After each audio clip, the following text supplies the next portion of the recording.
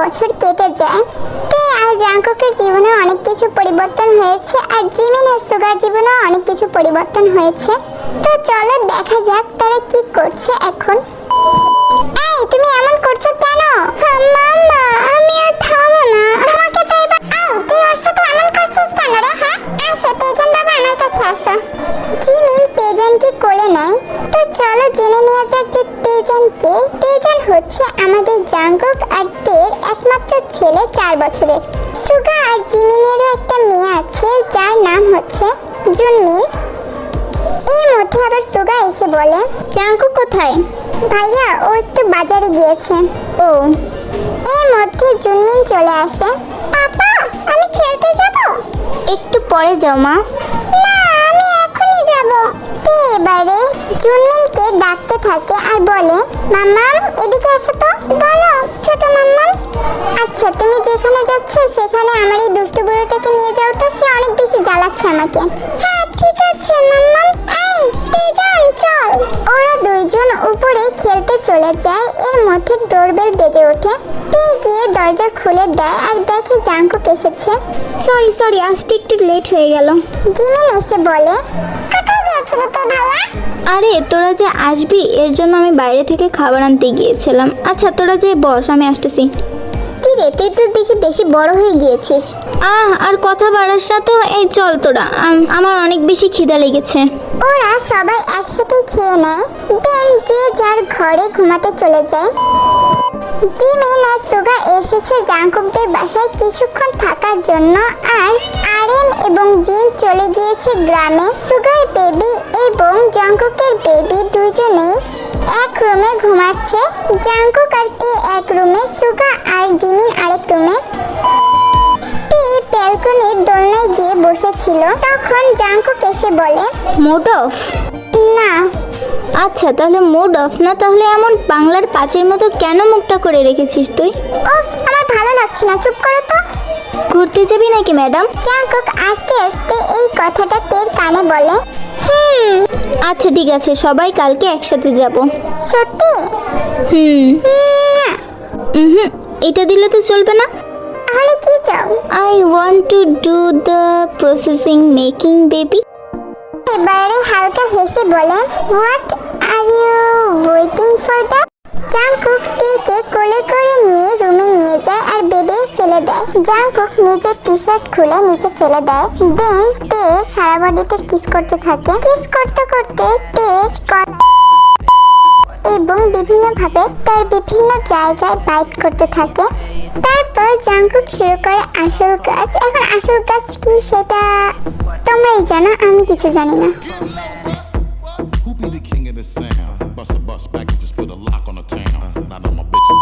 মাসটা শীতের। এমন সময় সিওল শহরটা দেখতে আরো বেশি উজ্জ্বল লাগছে। যেই ভাবা সেই কাজ। খাওয়া দাওয়া করার পরে তারা সবাই বেরিয়ে পড়ে সিওলটা ঘোরার জন্য। সবাই এক গাড়িতে করে যাচ্ছিল। সারা রাস্তা তো তেজান আর জুনমিন বকবক করতে করতে এসেছে। আর তাদের বকবক করার একমাত্র সাথী ছিল তে, কারণ সে নিজের একজন বাচাল। গাড়ি এক জায়গায় পার্ক করে জাংকুক আসে। চল কোথাও গিয়ে বসি। হ্যাঁ ওখানে বেঞ্চ আছে, চলো আমরা ওখানেই যাই। ওরা এসে একটা বেঞ্চে বসে। তখন তেজান বলে, আমি কিছু খাবো। মায়ের মতো খাওয়া শিখেছো না? এই তুমি ওকে খোঁটা দিচ্ছ কেন? এই তোরা থাম তো। যে জায়গায় যায় সে জায়গায় যেয়ে ঝগড়া করে। আসো পাপা, তোমাদের জন্য কিছু আমি কিনে নিয়ে আসতেছি, দাঁড়াও তোমরা বসে বসে খেও। সুগা ওদেরকে নিয়ে একটা শপে যায়, সেখান থেকে চিপস আর চকলেট কিনে নিয়ে আসে। আর ওরা সেগুলাই মনে সুখে খেতে থাকে। ওদের খাওয়া দেখে তে বলে, এই ওরা একাই খাবে নাকি? হ্যাঁ আমরা কি খাবো না? আমরা কি বড় হয়ে গিয়েছি? এক বাচ্চার মা হয়ে গিয়েছে, সে নাকি এখনো বাচ্চা। তো কি আমরা কি বুড়ো নাকি?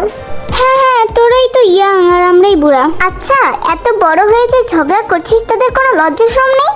তুমি তো অনেক বেশি ভদ্র না, বাসায় তো আমার সাথে সারাদিন ঝগড়া করো। এই চুপ, যাও কিছু আনো তুমি আমাদের জন্য।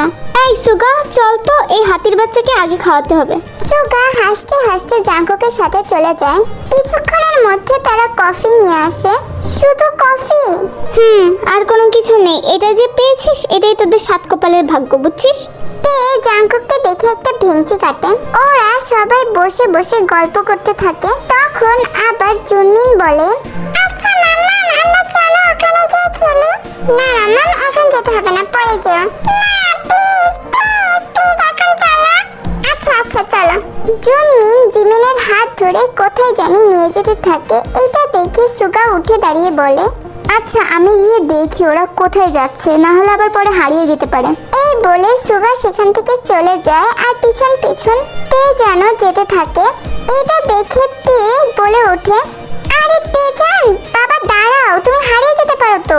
তেজানের সাথে যেতে গেলেই জাঙ্কুক পিছন থেকে বলে, থাক না, সুগা তো আছে, ওর কিচ্ছু হবে না, তুমি এখানে বসো। তে কোনো কিছু বলার আগেই জাঙ্কুক তের হাত ধরে টান দিয়ে তার কাছে বসিয়ে দেয়। আরে কি করছো কি? হ্যাঁ, কেউ তো দেখে ফেলবে নাকি? এখানে না কেউ দেখার মতো নেই, বুঝছো? তে কোনো কিছু বলে না, লাজুক একটা হাসি দেয়। জাঙ্কুক এটা দেখে বলে, do you love me? No. কি বললে? তে এবার জোরে হেসে ওঠে। Jungkook start kissing her lips. তে জাঙ্কুকের চুল পিছন থেকে টাইট করে ধরে। 10 মিনিট পর জাঙ্কুক আর তে দুইজনেই অনেক জোরে জোরে শ্বাস ছাড়ছিল। এটা দেখে জাঙ্কুক বলে, বাকিটা বাসায় গিয়ে। তে জাঙ্কুকের গালে আলতোভাবে হাত ছুঁয়ে স্লাইড করতে থাকে আর বলতে থাকে, সব সময় লিখছেনি। Now say, do you love me? How much? At least এটা না বলা যাবে না, এতটাই গভীর যে সেটা তোমাকে বলেই বোঝানো যাবে না। জাঙ্কুক তের কথা শুনে অনেক বেশি খুশি হয় আর সেটা দেখে তে আবার বলে, তুমি কি আমাকে ভালোবাসো? অনেক বেশি। সো মিস্টার জিওন, আপনার ভালোবাসার নিয়ত কতদিন? I will be loving you right 7 days a week. Really? I love you Kookie. Love you more. তে এবার জাঙ্কুকের কাঁধে মাথা রাখে। আচ্ছা, সবসময় হাতির বাচ্চাটার সাথে থাকবা, ঠিক আছে? প্রমিস করো। Promise. আর তুইও না এই কিউট ছেলেটার সাথে সারা জীবন থাকবি। Promise? আসছে আমার কিউট ছেলে, ছাগল তো ছাগলই হয়। এটা বলেই তারা দুইজন সেখানে হেসে দেয়। So the end of cousin love story, and তোমাদের কেমন লাগলো সেটাও ফাইনাল কমেন্ট করে যেও। আমি আবারও আরেকটা কাজিন লাভ স্টোরি শেয়ার করব, বাট এটা অনেকটাই দেরি হবে। তো সবাই ভালো থাকবা, সুস্থ থাকবা, আল্লাহ হাফেজ।